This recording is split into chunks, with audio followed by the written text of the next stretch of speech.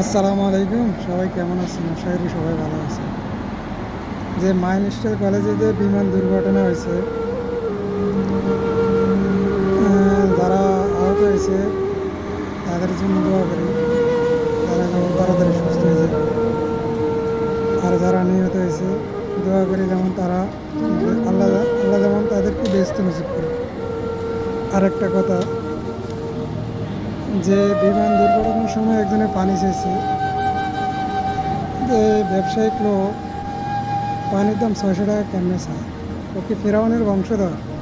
হুম, বাংলাদেশে সবসময় একটা পানি চাইছে 600 টাকা চায়।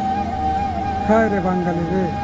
তো বাঙালি জাতি কবে মানুষ হবে? হ্যাঁ, এই কারণে তো বাংলাদেশ পিছিয়ে আছে।